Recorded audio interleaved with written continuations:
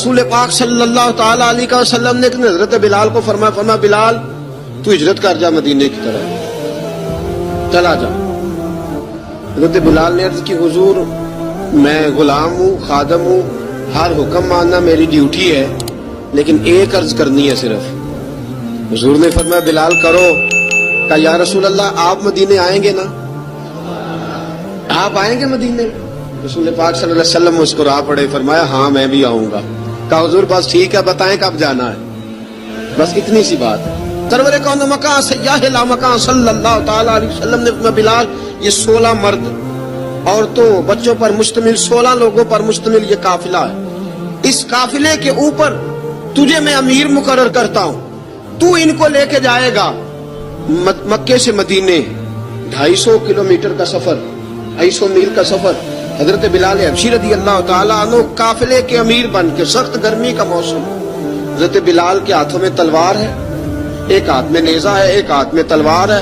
تیر آپ نے پیچھے باندھ رکھے ہیں پشت پہ اور آپ لے کے جا رہے ہیں کبھی قافلے کے آگے کبھی پیچھے کبھی دائیں کبھی بائیں.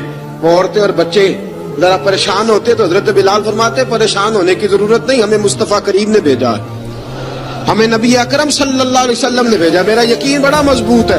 اب یہ قافلہ جا رہا ہے. حضرت بلال حبشی نے بخیر و عافیت سپہ سالار بن کر اس قافلے کو پہنچایا مدینے میں. اب مدینے پہنچا کے سارے لوگ مدینے والے مدینے میں لگ گئے اپنے اپنے کام. حضرت بلال پہلے دن ہی آ کے مدینہ منورہ سے باہر سرحد پہ کھڑے ہو گئے. کہا بلال ادھر کیا کر رہے ہو؟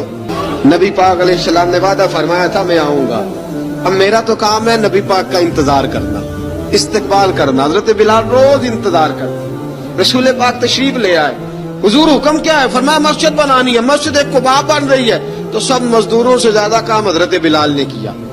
مسجد نبی کی تعمیر شروع ہوئی تو سب سے زیادہ کام حضرت بلال نے کیا. مسجد بن گئی.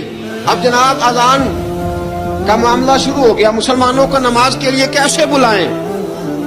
ایک صحابی کہنے لگے حضور ہم اوپر آگ جلایا کریں گے جب آگ جلے گی تو لوگوں کو پتہ چلے گا نماز کا وقت ہو گیا. ایک نے کہا ہم بڑی دف منگواتے ہیں دف بجائیں گے نماز کا وقت ہو گیا. حضور نے فرمایا جاؤ صبح فیصلہ کریں گے. رات سے صحابہ سوئے. حضرت عبداللہ ابن زید رضی اللہ تعالیٰ عنہ اور حضرت عمر فاروق رضی اللہ خواب دیکھتے ہیں.